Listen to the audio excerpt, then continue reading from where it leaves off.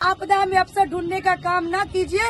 आप वहाँ के वर्तमान विधायक, आपकी सरकार, आपका प्रशासन, आपका एमएलए, आपका एमपी, इससे बढ़िया तो आपकी इस्तीफा हो जानी चाहिए। जब रैयाम थाना पे आपका कोई असर नहीं है तो फिर किस बात का केवटी विधानसभा का विधायक है। दरभंगा के केवटी विधानसभा क्षेत्र में एक नवोदय विद्यालय की छात्र की मौत हो जाती है। कहीं न कहीं उस पूरी मामला को लेके हम प्रियंका जी से बातचीत करना है। आखिरकार मुखिया जी के बेटे की नवोदय विद्यालय में संदिग्ध स्थिति में मौत हो जाती है। क्या कहिएगा, क्या लग रहा है? पिछले उसकी दिन जो है लगभग 7 दिन से उसकी मौत की हो गई, लेकिन अभी तक दरभंगा प्रशासन कोई जांच नहीं सौंपी है। क्या लग रहा है आपको? जिस तरह से पूरे जिला में हत्या और आत्महत्या हो रही है, ये किसी से छुपा हुआ नहीं है। आखिर हमारा प्रशासन कर क्या रहा है? सबसे बड़ा प्रश्न चिन्ह उन पे खड़ी हो रही है। नवोदय विद्यालय जहां लोग एग्जाम दे करके जाता है, उसके बाद उस स्कूल में एडमिशन होती है, ऐसे विद्यालय में छात्र की मौत हो जाना, संदिग्ध स्थिति में उसकी मौत हो जाती है, ये बहुत बड़ा प्रश्न चिन्ह उस विद्यालय पे खड़ी हो रही है, नवोदय विद्यालय पे खड़ी हो रही है और ये प्रशासन पे खड़ी हो रही है कि अभी तक आपका प्रशासन कर क्या रहा है। आखिर मुखिया जी का बेटा 8वीं क्लास का छात्र था और उसकी मौत हो जाना और अभी तक किसी भी प्रकार का कोई जांच नहीं होना, न कोई पूछताछ होना, इसमें ये दिख रही है कि जिला प्रशासन किस तरह से उस बच्चे को न्याय दिलाने में अग्रसर है। कहीं न कहीं इस बच्चे की मौत को दबाने के लिए पूरे जिला प्रशासन साजिश में रचे हुए हैं। उस दिन भी उस बच्चे की लाश को अफरा तफरी में खुद से ढकने की कोशिश किया जा रहा था। ये तो शुक्र मनाइए कि केवटी विधानसभा के कुछ ग्रामीणों के द्वारा जब एकजुटता हुई, आवाज उठी, तब जाकर के ये मामला सभी के सामने आया।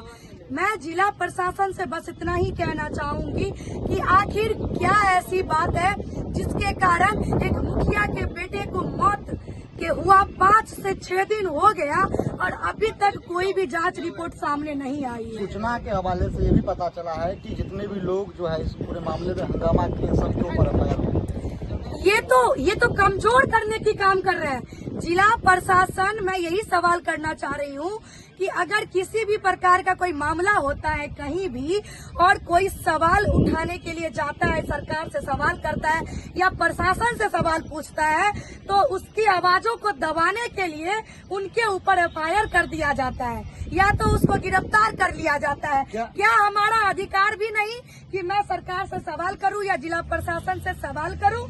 ये आखिर किस लिए?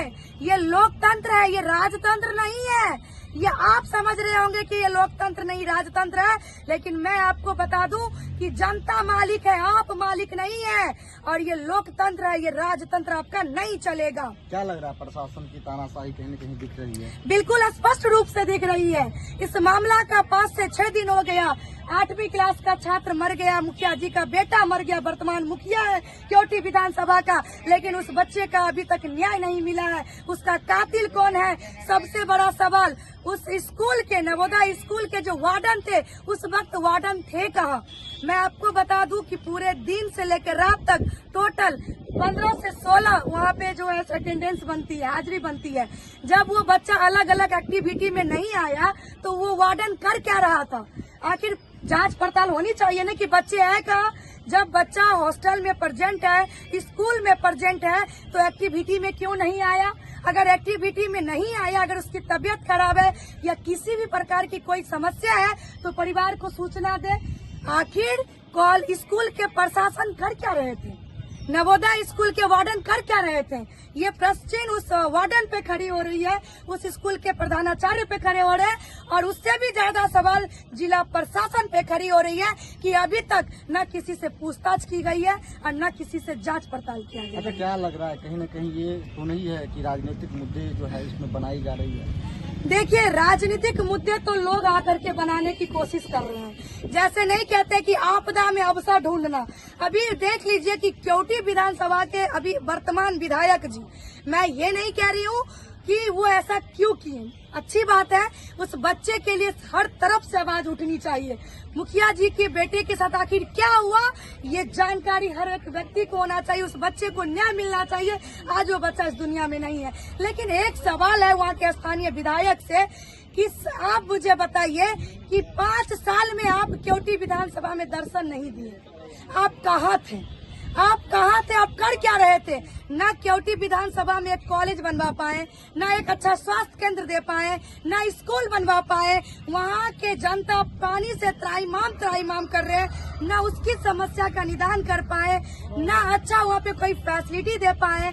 लेकिन इतने दिनों के बाद जब आज मुखिया जी का बेटा मर जाता है स्कूल में, ये हत्या या आत्महत्या ये तो जांच का विषय है, लेकिन साहब भूख हड़ताल पे बैठ रहे हैं। तो मैं बस इतना ही कहूंगी कि आपदा में अफसर ढूंढने का काम ना कीजिए। आप वहाँ के वर्तमान विधायक, आपकी सरकार, आपका प्रशासन, आपका एमएलए, आपका एमपी, और फिर भी आपको भूख हड़ताल पे बैठना पड़ रहा है। इससे बढ़िया तो आपकी इस्तीफा हो जानी चाहिए। आप इस्तीफा दे दीजिए, या तो इससे बढ़िया कि अपने पार्टी से रिजाइन दे दीजिए। इसलिए रिजाइन दे दीजिए कि जब सरकार आपकी बातों को नहीं सुन रहे हैं, जब जिला प्रशासन आपकी बातों को नहीं समझ पा रहे हैं, जब रैयाम थाना पे आपका कोई असर नहीं है, तो फिर किस बात का केवटी विधानसभा का विधायक है? आप इस्तीफा दे दीजिए, पार्टी से रिजाइन दे दीजिए, तो हम लोग समझेंगे कि मुखिया जी के बेटे के लिए सही में आप आवाज बुलंद कर रहे हैं। ये टोपी पहनाना बंद कीजिए जनता को। जनता आपको समझ चुकी है। ये राजनीति करना इस बच्चे के ऊपर आप बंद कीजिए। जनता उसके साथ खड़ी है। मुखिया जी के बेटा को न्याय मिलेगा, और ये जरूर मिलेगा। हम सभी उनके साथ खड़े हैं। अभी क्या लग रहा है, जिला प्रशासन से क्या अपील आप लोग चाहते हैं?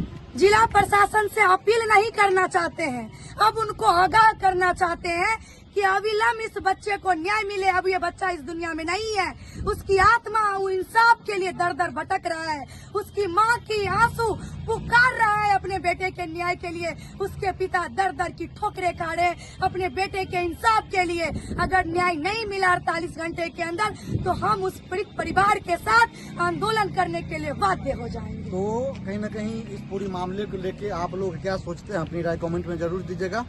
जय बिहार।